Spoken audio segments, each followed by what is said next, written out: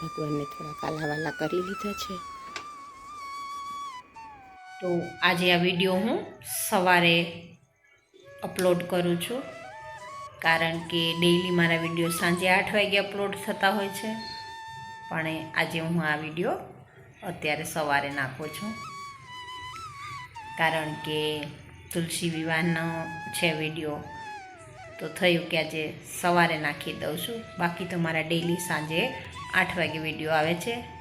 ક્યારેક નથી પણ આવતા, એનું કારણ એ છે કે મારા હિતાંશુભાઈ થોડા ઢીલા પોચા હોય, એની તબિયત બરાબર ન હોય, યા તો કોઈ તોફાન કરતો હોય, યા તો કોઈ ગેસ્ટ આવી ગયું હોય, તો વિડીયો શૂટ નથી થતો. તો વિડીયો શૂટ થયો હોય તો એડિટિંગ નથી થતું, એડિટિંગ ન થાય એટલે વિડીયો અપલોડ પણ નથી કરતી.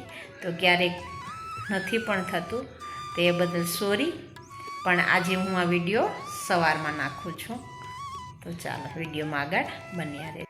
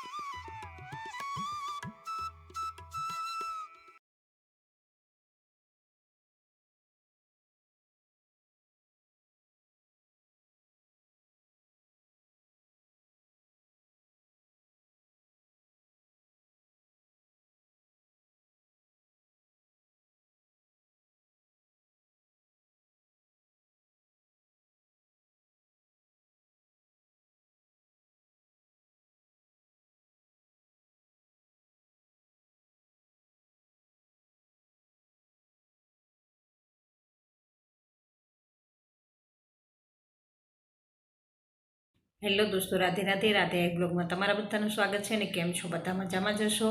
તો આજે છે તુલસી વિવાહની કંકોત્રી લખવાની, તો એના માટે વિડીયો બનાવું છું. વિડીયો અંત તક જરૂરથી જોજો અને વિડીયોમાં આગળ બન્યા રહેજો. તો ચાલો વિડીયોમાં આગળ મળીએ. ચાલો, તો આપણે શું કહેવાય કે તુલસી વિવાહ માટે ઠાકોરજીની પધરામણી કરી દીધી છે. આપણે ઠાકોરજીના લગ્નની કંકોત્રી લખવાની છે, તો એના માટે બધી તૈયારી થઈ ગઈ છે. અને ભગવાનના લગ્ન ગીત ગાશું અને ભગવાનની કંકોત્રી લખશું. બધા લોકો આવી ગયા છે, જો બધા બેઠા છે, અને ભગવાનને સરસ મજાની કંકોત્રી લખશું. અને તુલસી વિવાહ માટે થોડી ઘણી માહિતી જે મને ખબર છે હું તમારા બધા સાથે શેર કરું છું. અને વિડીયો પૂરો અંત તક જોજો, અને વિડીયો જરૂરથી પસંદ આવે તો જરૂરથી લાઈક, શેર અને સબસ્ક્રાઈબ કરજો. અને બીજું કે જે મને માહિતીની ખબર છે એટલી માહિતી હું તમને આપું છું. તો ચાલો આપણે એના વિશે, તુલસી વિવાહ વિશે થોડું જાણીએ, કારણ કે જાણવું જરૂરી છે. જેટલી ખબર છે એટલે મને એવું લાગે કે તમારી સાથે શેર કરવું જરૂરી છે, એટલે હું તમારી સાથે શેર કરું છું. તો શાસ્ત્રો અનુસાર દેવ પોઢી 11થી ભગવાન સૂતેલા હોય છે, એટલે દેવ ઉઠી 11થી ભગવાનને જગાડવામાં આવે છે. અને તેથી આ દિવસને પ્રભુતિ એકાદશી પણ ઓળખવામાં આવે, એકાદશીના નામથી પણ ઓળખવામાં આવે છે. આ દિવસે તુલસી વિવાહ કરવામાં આવે છે. પુરાણ અને ગ્રંથ પ્રમાણે તુલસીજીએ ભાવાત્મક વિવાહ કર્યા હતા ને, એટલે ગોપીઓ તુલસીજીને પોતાની સોતન માને છે. આ દિવસે તુલસીજીને શણગારવામાં આવે છે અને શેરડીનો મંડપ બાંધવામાં આવે છે. તુલસીજીને લાલ કે લીલા રંગની ચૂંદડી ઓઢાડવામાં આવે છે. અને તુલસી વિવાહ મોટાભાગે સાંજના સમયમાં જ કરવામાં આવે છે. કાર્તિક સુદ એકાદશીને દિવસે ઉત્સવ મનાવવામાં આવે છે. તુલસીજીને વિષ્ણુજીની પ્રિય પણ કહેવામાં આવે છે. આમ તો તુલસી વિવાહ માટે કાર્તિક શુક્લનો 9મીની તિથિ યોગ્ય જ છે, પણ કેટલાક લોકો 11થી પૂનમ સુધી તુલસી પૂજન કરે છે અને 5મા દિવસે તુલસી વિવાહ કરે છે. તો ચાલો હવે આપણે જાણીએ કે તુલસી વિવાહ કેવી રીતે કરવામાં આવે છે. જેમ કે તુલસીજીને 3 મહિના પહેલાં તુલસીજીના છોડને નિયમિત પાણી આપવામાં આવે છે, એની પૂજા કરવામાં આવે છે. ત્યાર પછી વિવાહનું મુહૂર્ત કઢાવવાનું આવે છે, અને મંગળ ગીતો અને મંત્રોચ્ચાર દ્વારા તોરણ અને મંડપનું નિર્માણ કરવામાં આવે છે. અને હિન્દુ સમાજમાં તુલસી વિવાહ પછી જ લગ્નની સિઝન ચાલુ થાય છે. તો ત્યાર પછી જ બધા લોકો લગ્નના મુહૂર્ત કઢાવતા હોય છે. જેમ કે તુલસી વિવાહ પતે પછી જ આપણા લગ્ન થાય છે, ત્યાર પછી જ આપણા બધીના મુહૂર્ત લગ્નના નીકળે છે આપણા હિન્દુ સમાજમાં. તો ત્યાર પછીના મુહૂર્ત આપણે કાઢીએ છીએ. તો શાસ્ત્ર મુજબ તુલસીજીનું મહત્ત્વ શું છે? તુલસીજી એક સાધારણ છોડ છે, પણ ભારતના લોકો માટે ગંગા જમનાની જેમ જ પવિત્ર માનવામાં આવે છે. પૂજા સામગ્રીમાં તુલસીના પાનને પવિત્ર માનવામાં આવે છે. કહેવાય છે કે આના સિવાય ભગવાન પ્રસાદ ગ્રહણ નથી કરતા, એને સંતુષ્ટ નથી થતો. તુલસીના પાન જ્યાં સુધી તમે પ્રસાદમાં ના મૂકો ને ત્યાં સુધી ભગવાન પ્રસાદ ગ્રહણ કરતા નથી અને તે સંતુષ્ટ પણ નથી થતા.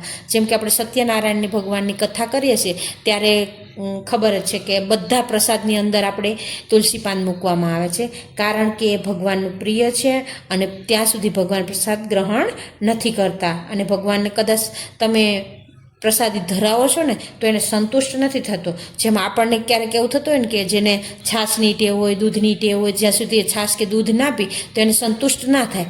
એવી જ રીતે ભગવાનને તુલસીનું પાન જ્યાં સુધી એના પ્રસાદમાં ન હોય ત્યાં સુધી ભગવાનને સંતુષ્ટ થતા નથી અને ભગવાન પ્રસાદ ગ્રહણ પણ નથી કરતા. 9મી અને 10મી એ તુલસી પૂજા, નોમ અને 10મના દિવસે તુલસી પૂજા કરી અને કોઈ બ્રાહ્મણને જો આ તુલસી આપવામાં આવે ને તો ખૂબ જ શુભ માનવામાં આવે છે, અતિશય શુભ માનવામાં આવે છે. અને જો તમારા ઘરે તુલસીમાં હોય તો રોજ નાહી ધોઈ પૂજા પાઠ કરી અને તુલસીજીને જળ ચડાવવામાં આવે ને તો તમારું સ્વાસ્થ્ય સારું રહે અને આજુબાજુનું વાતાવરણ પણ સારું રહે. અને તુલસી કોઈ પણ ઔષધિમાં પણ કામ આવે છે. જેમ કે કોઈ આપણે ઉધરસ થઈ હોય, શરદી થઈ હોય તો એ માટે પણ તુલસીજી આપણને ઘણા કામ આવે છે, બીમારીઓમાં પણ ઘણા કામ આવે છે. અને હું આશા રાખું છું કે તમને આટલી થોડી ઘણી માહિતી જે મને ખબર હતી મેં તમારી સાથે શેર કરી છે. તો હું આશા રાખું છું કે તમને મારી માહિતી જરૂર ગમી હશે. જો તમને આ વિડીયો ગમ્યો હોય ને તો વિડીયોને લાઈક કરજો, તમારા બધા મિત્રો સાથે આ વિડીયોને શેર કરજો અને કોમેન્ટમાં ઓમ નમો ભગવતે વાસુદેવાય નમઃ લખજો. અને તમે આ ચેનલ પર નવા છો તો આ ચેનલને સબસ્ક્રાઈબ કરવાનું અને બેલ આઇકન પ્રેસ કરવાનું ભૂલશો નહીં, જેથી કરીને તમને નવા વિડીયોની તમામ માહિતી સરળતાથી મળી રહે. અને બીજું કે મને સાંભળવા બદલ આપ સૌનો ખૂબ ખૂબ આભાર અને ધન્યવાદ. આવા અવનવા વિડીયા આપણે જોતા રહેશું અને તમારી સાથે હું શેર કરતી રહીશ. અને હજી તુલસીના જે મંડપ રોપાણના, પીઠીના અને શું કહેવાય કે જાનાગમનના, પ્રયાણના બધા વિડીયો હું તમારી સાથે શેર કરીશ. ચાલો તો ફરી મળીશું એક નવા વિડીયા સાથે. ત્યાં સુધી રાધે રાધે અને જય શ્રી કૃષ્ણ.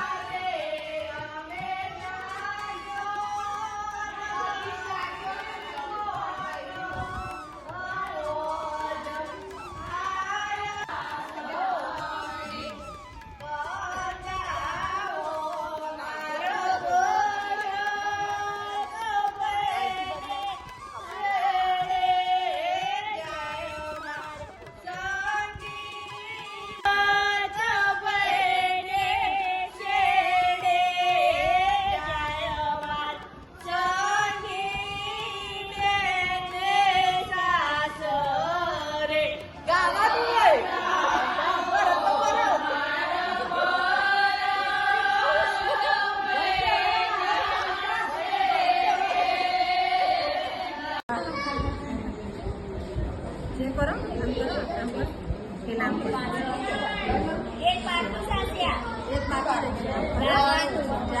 કાનાનો વરામણા